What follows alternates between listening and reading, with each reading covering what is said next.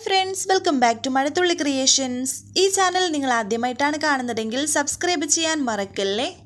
വിഷ്ണു രാത്രിയിൽ ലോഡും കൊണ്ട് വരികയായിരുന്നു. ആ സമയത്ത് പോലീസ് എക്സൈസ് ഉദ്യോഗസ്ഥർ അവരെ തടയുന്നുണ്ട്. വണ്ടിക്കകത്ത് ഫ്രൂട്ട്സ് ആണെന്നാണ് ഇപ്പോഴും വിഷ്ണു വിശ്വസിച്ചു വെച്ചിരിക്കുന്നത്. എന്നാൽ വിഷ്ണുവിന്റെ വണ്ടിയിൽ സ്പിരിറ്റ് കടത്തുന്നു എന്നൊരു ഇൻഫർമേഷൻ കിട്ടിയിട്ടുണ്ട്. അത് ചെക്ക് ചെയ്യാനാണ് ഇപ്പോൾ വന്നിരിക്കുന്നത്. എന്തായാലും വണ്ടിയിൽ നിന്ന് ഇറങ്ങാൻ വിഷ്ണുവിനോട് ഉദ്യോഗസ്ഥർ പറയുന്നുണ്ട്. കമലൻ പറയുന്നു, ആശാനെ എന്തോ ഒരു വശപിശക് മണക്കുന്നുണ്ടല്ലോ. നമ്മുടെ വണ്ടി നമ്പരും പേരും കൃത്യമായി ആരോ എഴുതി കൊടുത്തിട്ടുള്ള മട്ടാണ്. വിഷ്ണു പറയുന്നു, ചുമ്മാ ഒന്ന് പേടിപ്പിക്കാനായിരിക്കുമെടാ, എന്തെങ്കിലും ചില്ലറ ഒപ്പിക്കാനുള്ള മട്ടാണ് എന്നൊക്കെ വിഷ്ണു പറയുന്നു.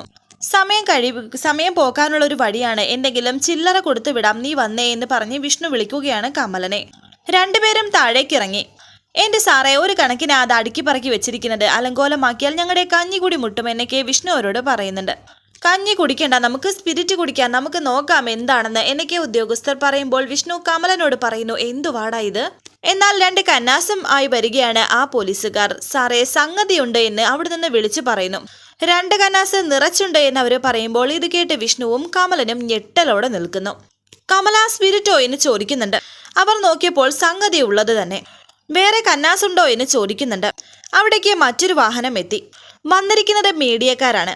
സാറേ, ഞങ്ങൾക്കൊന്നും അറിയില്ല എന്നൊക്കെ അവർ പറയുമ്പോൾ വിഷ്ണു പറയുമ്പോൾ അത് ഞങ്ങൾ അറിയിച്ചു തരാമെന്ന് ഓഫീസർ പറയുന്നു.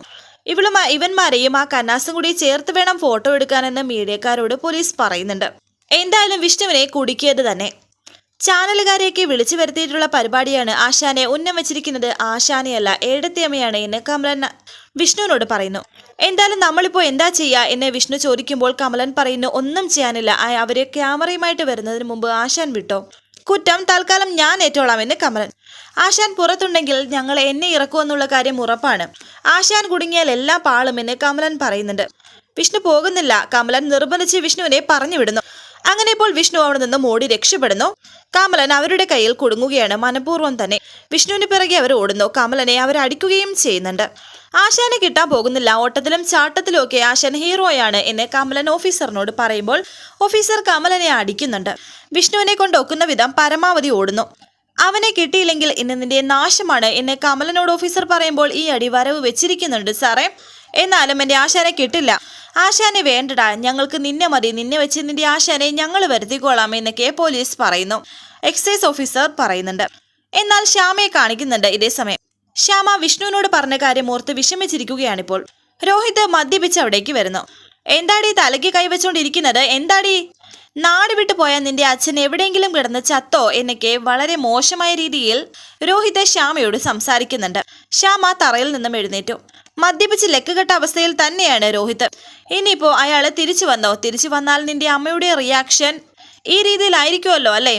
പിന്നെ അങ്ങേരെന്തിനാ ഇങ്ങോട്ട് തിരിച്ചു വരുന്നത് എന്ന് രോഹിത് പറയുമ്പോൾ കൈകൂപ്പിക്കൊണ്ട് ശ്യാമ പറയുന്നുണ്ട്, രോഹിത്തെ പ്ലീസ്, എനിക്ക് തലവേദന എടുത്തിരിക്കുകയാണ്.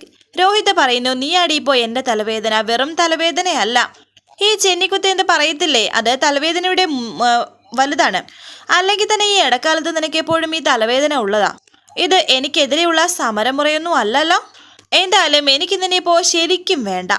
പൂർണ്ണമായി മനസ്സിൽ നിന്ന് അങ്ങ് ഒഴിവായി. അതിന്റെ കാരണം എന്താണെന്ന് ചോദിച്ചാൽ നിന്നെ എനിക്കിപ്പോൾ വെറുപ്പാണ്, അത്ര തന്നെ. പിന്നെ എന്തിനാ എന്നെ തിരിച്ചു വിളിച്ചത്? നിങ്ങളുടെ ഇവിടുത്തെ പേക്കൂത്ത് കാണാനോ? ഞാൻ എൻ്റെ വീട്ടിൽ മനസ്സമാധാനത്തോടെയല്ലേ നിന്നത്? എന്നെയാ നിങ്ങൾ ഇങ്ങനെ ഒരു അവസ്ഥയിൽ കൊണ്ട് എത്തിച്ചത്. അല്ലെങ്കിൽ തന്നെ ഇതൊരു വീടാണോ? കുറെ ആഭാസന്മാർ ചേർന്നുള്ള പങ്ക് കച്ചവടം, അതിനു വേണ്ടിയിട്ടുള്ള ഒരു സ്ഥലം, രണ്ടു നേരം വിളക്ക് വെച്ച് പ്രാർത്ഥിക്കുന്ന ഒരു പൂജാമുറിയിൽ വരെ മദ്യക്കുപ്പികളും കയറ്റിയ നിങ്ങൾക്ക് ഇതുകൊണ്ട് എവിടെ നിന്ന് നേട്ടം കിട്ടാനാ? ഓരോ ദിവസവും ചെല്ലുമ്പോഴും പരാജയത്തിന്റെ പടുകുഴിയിൽ വീണുകൊണ്ടിരിക്കുകയാണ് രോഹിത്തെ. ഇതിന് ഒരു മോചനം നിങ്ങൾക്കുണ്ടാവുമെന്ന് എനിക്കൊരു വിശ്വാസമില്ല. ഒരു നല്ല കുടുംബജീവിതം ഉണ്ടാകണമെന്നും സമാധാനത്തോടെ ജീവിക്കണമെന്നൊന്നും നിങ്ങൾക്ക് ആഗ്രഹമില്ലേ എന്ന് ശ്യാമ ചോദിക്കുമ്പോൾ പുച്ഛത്തോടെ രോഹിത് ചോദിക്കുന്നു, കുടുംബജീവിതം? എന്തോന്ന് കുടുംബജീവിതം? ഈ കുടുംബജീവിതത്തിന് ആദ്യം വേണ്ടത് ഐക്യമാണ്, ഐക്യം. പിന്നെ പരസ്പരമുള്ള കമ്മിറ്റ്മെന്റ്. നമ്മൾ തമ്മിലുള്ളത് ആദ്യമേ അതങ്ങ് തെറ്റി, പിന്നെ എങ്ങനെയാ കുടുംബജീവിതം ഉണ്ടാകുന്നത്? എനിക്കിതാണ്ട ഇങ്ങനെയൊക്കെ തന്നെ അങ്ങ് പോയാൽ മതി. എനിക്ക് ഒന്നും രണ്ടും നീയുമായിട്ട് പറഞ്ഞ് ഒച്ച വയ്ക്കണം, പിന്നെ രണ്ടെണ്ണം അടിക്കണം, പിന്നെ ഇവിടെ എവിടെയെങ്കിലും ചുരുണ്ട് കൂടി ഉറങ്ങണം. അതിനപ്പുറത്തേക്ക് ഒരു ചിന്തയും എനിക്കില്ല. പിന്നെ നിന്റെ മനസ്സിൽ അങ്ങനെ ഒരു ചിന്ത ഉണ്ട് എന്ന് കരുതിയിട്ടാണ് നിന്റെ തലവേദനയെങ്കിൽ അതങ്ങ് വിട്ടേക്കെന്ന് പറയുന്നു. ശ്യാമയെ തള്ളി മാറ്റിയിട്ട് ആ ബെഡിൽ കിടക്കുകയാണ്. ബെഡിലാണെങ്കിൽ വെറും കട്ടിൽ മാത്രമാണ്, മെത്തയോ അങ്ങനെയൊന്നുമില്ല. കുറെ അഭിനയം കാഴ്ചവെച്ച് ഉർവശി അവാർഡൊന്നും നീ സ്റ്റോക്ക് വെക്കണ്ട എന്ന് രോഹിത് പറയുമ്പോൾ ശ്യാമ കരഞ്ഞുകൊണ്ട് പറയുന്നു, അതെ, എന്റെ തലവേദന ഇവിടുത്തെ ചുറ്റുപാടുകൾ തന്നെയാ. ഇവിടെ എനിക്ക് കുടുംബമായി താമസിക്കാൻ ബുദ്ധിമുട്ടുണ്ട്. ഇതൊരു വീടുമല്ലല്ലോ, സത്രമല്ലേ. എപ്പോൾ വേണമെങ്കിലും ആർക്ക് വേണമെങ്കിലും കയറി വരാം. ആര് വന്നാലും മദ്യക്കുപ്പികളുമായിട്ട് നിങ്ങളുടെ മുന്നിലുണ്ടാകും. നിങ്ങളെ ഊട്ടാനും ഉറക്കാനും ആ സുസ്മിതയും വരും. പിന്നെ ഇവിടെ എനിക്ക് എന്താ ഒരു റോള്? ഞാനിവിടെ ശരിക്കും ആരാണ്? എനിക്ക് അറിയാൻ വയ്യാത്തോണ്ട് ചോദിക്കുക, എന്താണ് ഇവിടെ എൻ്റെ സ്ഥാനം? ഭാര്യയോ അതോ വേലക്കാരിയോ? രോഹിത് പറയുന്നു, ഇതിലേതാണെന്ന് നീ തന്നെ തീരുമാനിച്ചാൽ മതി. ഏതായാലും എനിക്ക് രണ്ടും ഒരുപോലെ തന്നെയാണ്. പിന്നെ ഇവിടെ ഒരാളെയും ബലമായി പിടിച്ചു വെച്ചിട്ടില്ല. താല്പര്യമുണ്ടെങ്കിൽ നിൽക്കാം, ഇല്ലെങ്കിൽ പോകാം. പിന്നെ നീ നേരത്തെ പറഞ്ഞ പേരുണ്ടല്ലോ, എന്താ അത്? സത്രം. എടി, അത് തന്നെയാടി ഇത്. ഞാൻ എന്തായാലും ഇപ്പോൾ ചെയ്യുന്നത് പിന്നെയും തുടർന്ന് ചെയ്യും. എൻ്റെ സുഹൃത്തുക്കളും ഇവിടെ വരും. പൂർണ്ണ സമ്മതം ഉണ്ടെങ്കിൽ മാത്രം നിന്നാ മതി നീ ഇവിടെ എന്ന് 2-3 തവണ രോഹിത് ആവർത്തിക്കുന്നു. എന്നിട്ട് രോഹിത് അവിടെ മയങ്ങി. ശ്യാമയാണെങ്കിൽ ആ ബാൽക്കണിയിൽ കരഞ്ഞു തളർന്ന് അവിടെ ഇങ്ങനെ ഇരിക്കുന്നുണ്ട്. തുടർന്ന് ശാലിനിയെ കാണിക്കുന്നു. ശാലിനിയാണെങ്കിൽ ഓഫീസ് ഫയലൊക്കെ നോക്കിക്കൊണ്ടിരിക്കുന്ന സമയം ചായയുമായി ശാരദാമ്മ എത്തി. സത്യ എഴുന്നേറ്റില്ലേ എന്ന് ചോദിക്കുന്നുണ്ട്. രാവിലെ തന്നെയായിരിക്കുന്നു സമയം. അങ്ങനെ അവർ സംസാരിച്ചിരിക്കുന്ന സമയം ശാലിനിക്ക് ഒരു ഫോൺ കോൾ വന്നു. അനുവാണ് വിളിക്കുന്നത്. വളരെ വെപ്രാളപ്പെട്ടാണ് അനു ശാലിനിയെ വിളിക്കുന്നത്. അത് ആ ന്യൂസ് ചാനൽ ഒന്ന് വെക്കാമോ എന്ന് അനു ചോദിക്കുന്നു. എന്താ, എന്തെങ്കിലും കോംപ്ലിക്കേറ്റഡ് ആയ വിഷയമാണോ എന്ന് ചോദിക്കുമ്പോൾ സംതിങ് സീരിയസ് എന്ന് അനു. അങ്ങനെ ശാലിനി ആ TV വെക്കുന്നുണ്ട്. സ്പിരിറ്റ് കടത്തിയതിന്റെ പേരിൽ ശാലിനിയുടെ ഹസ്ബൻഡായ ജില്ലാ കളക്ടർ, ശാലിനിയുടെ ഹസ്ബൻഡായ വിഷ്ണുവും കമലനും അറസ്റ്റിൽ. എന്നാൽ കമലൻ മാത്രമാണ് ഇപ്പോൾ കയ്യിൽ കിട്ടിയിരിക്കുന്നത്. ലോറിയിൽ നിന്ന് തന്നെ സ്പിരിറ്റ് കണ്ടെത്തി. ലോറിയുടെ ഡ്രൈവറായ ജില്ലാ കളക്ടർ ശാലിനിയുടെ ഭർത്താവ് വിഷ്ണു എക്സൈസിനെ പിടികൊടുക്കാതെ ഓടുന്ന ദൃശ്യങ്ങളാണ് ഇപ്പോൾ കിട്ടിയിരിക്കുന്നത്. അങ്ങനെ കമലനെ പിടിച്ചടിക്കുന്നതും അങ്ങനെ വിഷ്ണു ഓടുന്നതുമായ എല്ലാ കാര്യങ്ങളും ന്യൂസ് ചാനലിലൂടെ ശാലിനി കാണുന്നുണ്ട്. ശാരദാമ്മയും കാണുന്നു. എന്താ ഈ കാണുന്നത്? എനിക്കൊന്നും മനസ്സിലാകുന്നില്ല. ഇതിപ്പോ എന്താ സംഭവിച്ചതെന്ന് എനിക്ക് അറിയാൻ കഴിയുന്നില്ല എന്ന് ശാലിനി പറയുന്നുണ്ട്. വിഷ്ണുവേട്ടൻ ഇതിപ്പോ എവിടെയായെന്നൊക്കെ ശാലിനി വിചാരിച്ച് പെട്ടെന്ന് വിഷ്ണുവിനെ കോൾ ചെയ്യുന്നു. എന്നാൽ ഫോൺ സ്വിച്ച് ഓഫ് ആണ്. ഇതാരോ നമ്മുടെ വിഷ്ണുവിനെ മനഃപൂർവ്വം കുടുക്കിയതാണ്, ആരോ ചതിച്ചതാണ് എന്ന് ശാരദാമ്മ പറയുന്നു. ഇതിപ്പോ എങ്ങനെയായാലും എന്താ, ഒളിച്ചു നടക്കേണ്ട അവസ്ഥ വന്നില്ലേ? ഇനിയിപ്പോൾ സോഷ്യൽ മീഡിയയിൽ എന്തൊക്കെയാണ് പറഞ്ഞൊപ്പിക്കാൻ പോകുന്നതെന്ന് അറിയില്ല. ഇതിപ്പോ ഒരു സത്യമില്ലെന്ന് നമ്മൾ പറയുന്നത് പോലെ അല്ലല്ലോ അവിടെ. അവരെ കൊല്ല വിളിക്കുമെന്നൊക്കെ ശാലിനി പറയുന്നു. കുറെ നാളായിട്ട് പോലീസിന്റെ പിടിയിലായിരുന്നു വിഷ്ണു എന്നും ഒരുപാട് നാൾ കൊണ്ട് ഈ സ്പിരിറ്റ് കടത്തുകയായിരുന്നു എന്നും ചന്ദ്രബോസ് പറയുന്നു. ചന്ദ്രബോസ് അയാളായിരിക്കും ഇതിനെയൊക്കെ പിന്നിൽ എന്ന് ശാരദാമ്മ പറയുന്നു. ഇപ്പോൾ തെളിയിക്കാനായിട്ട് മറ്റു മാർഗങ്ങളൊന്നുമില്ലല്ലോ എന്ന് ശാലിനി ടെൻഷനോടെ പറയുന്നു. ലോറിയും കമലിനെയും പിടിച്ച സ്ഥിതിക്ക് വിഷ്ണുവേട്ടൻ സറണ്ടർ ആകാതെ മറ്റു വഴിയില്ല എന്ന് ശാലിനി പറഞ്ഞുകൊണ്ടിരിക്കുന്ന സമയം ശാലിനിയുടെ ഫോണിലേക്ക് ഒരു ചാനലുകാർ വിളിക്കുന്നുണ്ട്. ഒരുപാട് ചോദ്യങ്ങൾ ചോദിക്കുന്നുണ്ട്. ശാലിനി പറയുന്നു, നിങ്ങളെപ്പോലെ ഈ ഒരു വാർത്ത കേട്ടതിന്റെ ഷോക്കിൽ തന്നെയാണ് ഞാൻ ഇതുവരെ ഇങ്ങനെയുള്ള ഒരു കാര്യം അറിയില്ല. എന്താണ് കാര്യമെന്ന് ഞാനൊന്ന് അന്വേഷിച്ചറിയട്ടെ എന്ന് പറഞ്ഞ് ശാലിനി ഫോൺ വെച്ചു. ഒരു തെറ്റും ചെയ്യാത്തവരെ കൊലക്കയറിലേക്ക് തള്ളിവിടാൻ മറ്റാരും വേണ്ട. നമ്മുടെ ഇവിടുത്തെ സമൂഹം തന്നെ മതി. ചാനലുകൾ തമ്മിൽ മത്സരിക്കുകയാണ്. ഈ വിഷ്ണുവേട്ടൻ ഇത് എവിടെയാ എന്നൊക്കെ ശാലിനി വെപ്രാളത്തോടെ വിചാരിക്കുന്നുണ്ട്. പറയുകയൊക്കെ ചെയ്യുന്നു. ഫോൺ വിളിച്ചിട്ടാണെങ്കിൽ സ്വിച്ച് ഓഫും. ശാലിനിക്ക് കോള് വന്നുകൊണ്ടേയിരിക്കുന്നു. അനു ഇപ്പോൾ വിളിക്കുന്നുണ്ട്.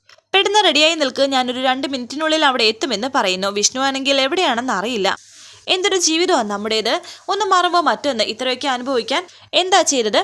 ഇന്നലെ രാത്രി എവിടെയായിരിക്കും വിഷ്ണുവേട്ടൻ തങ്ങിയിരിക്കുന്നത്? കയ്യിൽ കിട്ടിയാൽ ചന്ദ്രബോസ് എല്ലാ പകയും തീർക്കും. ഇങ്ങനെ ശാലിനി പറഞ്ഞുകൊണ്ടിരിക്കുന്ന സമയം ശാലിനിക്ക് കോളുകൾ വന്നുകൊണ്ടേയിരിക്കുന്നു. ചാനലുകാരാണ് വിളിക്കുന്നത്. അവർക്ക് ഇനി ചാകരയാണ്. അനുവിടേക്ക് വന്നിട്ട് പറയുന്നുണ്ട്, എന്തോ ഒരു വലിയ ചതിയാണ് നടന്നിരിക്കുന്നത്. ഇതിന്റെ പേരിൽ മേഡത്തിന്റെ മേൽ ഒരു കൂട്ടത്തോടെയുള്ള ആക്രമണം പ്രതീക്ഷിക്കുന്നു. അതിന്റെ ഒരു ഗൂഢാലോചന അണിയറയിൽ നടക്കുന്നുമുണ്ട് എന്നൊക്കെ അനു ശാലിനിയോട് പറയുന്നു. മേഡത്തിന്റെ ഔദ്യോഗിക പദവിയെ മറന്നിട്ടാണ് സാറ് ഈ സ്പിരിറ്റ് ബിസിനസ് നടത്തുന്നത് എന്ന് വരെ അവർ പറഞ്ഞുണ്ടാക്കുന്നുണ്ട്. അതിനായി നമ്മുടെ ജോലിക്കാരെയെല്ലാം ചിലർ വിശ്വസിപ്പിച്ച് തുടങ്ങിയിട്ടുണ്ട്. ശത്രു മനോഭാവം കൊണ്ട് നടക്കുന്നവരെല്ലാവരും കൂടി ഈ സമയത്ത് ഒന്നാകുമെന്നാ തോന്നുന്നത്. മോളെ, ഇതിന്ന് എങ്ങനെയാണ് ഒന്ന് രക്ഷപ്പെടുന്നത് എന്ന് ശാരദാമ്മ ചോദിക്കുന്നു. വിഷ്ണു നിരപരാധിയാണ് എന്നുള്ള കാര്യം എങ്ങനെയാണ് ബോധ്യപ്പെടുത്തുന്നത്? അനു പറയുന്നു, സ്പിരിറ്റ് ലോറിയിൽ വെച്ചത് കൊണ്ട് തന്നെ അത് വെച്ചവരെ തെളിവ് സഹിതം പുറത്തു കൊണ്ടുവരണം. അത് തന്നെയാണ് നമ്മൾ ചെയ്യേണ്ടത്. അതാരാണെന്ന് കണ്ടെത്തുന്നതുവരെ വിഷ്ണു സാറ് ഒളിവിൽ നിൽക്കുന്നത് തന്നെയാണ് നല്ലത് എന്ന് അനു പറയുന്നു. പല രീതിയിലുള്ള എതിർപ്പുകൾ വരും. മേഡവും സാറും ഒന്നിച്ചാണ് ഈ സ്പിരിറ്റ് ബിസിനസ് നടത്തുന്നത് എന്നുവരെ ആരോപണങ്ങൾ വന്നേക്കാം. തളരരുത്, പിടിച്ചു നിൽക്കാനുള്ള കരുത്ത് നേടണം. പരാജയപ്പെട്ടാൽ അകത്താകുന്നത് വിഷ്ണു സാറാണ് എന്ന് അനു പറയുമ്പോൾ ശാരദാമ്മയും ശാലിനിക്ക് ഒരു ധൈര്യം കൊടുക്കുന്നുണ്ട്. നിന്നെ കൊണ്ട് മാത്രമേ സാധിക്കൂ. അതുകൊണ്ട് മനസ്സിനെ പറഞ്ഞ് ബോധ്യപ്പെടുത്തണം. തളരാതെ പിടിച്ചു നിൽക്കാനുള്ള കരുത്ത് തരണേ എന്ന് പ്രാർത്ഥിക്കുക.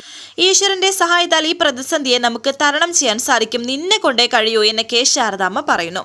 ഇപ്പോൾ ശാലിനിക്ക് കുറച്ച് ധൈര്യം വന്നിരിക്കുകയാണ്. ശേഷം കാണിക്കുന്നത് രാഘവൻ ഇങ്ങനെ ഇരിക്കുന്നുണ്ട്. തന്റെ കൈയൊക്കെ ഒന്ന് നല്ലണക്കാക്കാൻ ശ്രമിക്കുന്നു. ചായയുമായി ഭാമ അവിടേക്ക് വന്നു. വിഷ്ണുവിന്റെ കാര്യം സംസാരിക്കുന്നുണ്ടവർ. എന്തായാലും അവർ രണ്ടുപേരും ഭാര്യയും ഭർത്താവും തന്നെയല്ലേ. അവർക്ക് ഒന്നിച്ചു കഴിയാം, ബീച്ചിൽ പോകാം, അങ്ങനെ എല്ലാം ചെയ്യാം, തമ്മിൽ കറങ്ങാം. ഇതെല്ലാം നമ്മൾ കൊടുത്ത ലൈസൻസ് ആണ്. അവരുടെ ആ താലി അത് അവളുടെ കഴുത്തിൽ ഉള്ളിടത്തോളം കാലം വിഷ്ണു അവിടെ പോവുകയും അവളെ കാണുകയും ഒക്കെ ചെയ്യും. നമുക്കത് തടയാൻ കഴിയില്ല.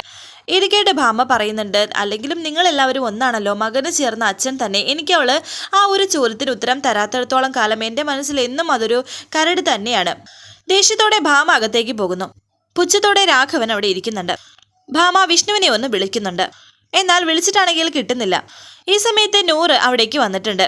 പാഞ്ഞുകൊണ്ട് അകത്തേക്ക് വരുന്നു. സത്യാമ്മ എന്ന് വിളിച്ച് കാര്യങ്ങൾ അറിഞ്ഞായിരുന്നോ? ഇനിയിപ്പോൾ അതാണോ പറഞ്ഞുകൊണ്ടിരിക്കുന്നത് എന്ന് നൂറ് ചോദിക്കുന്നു. ടെൻഷനോടെ എന്താ അറിഞ്ഞോന്ന് ചോദിച്ചത് എന്ന്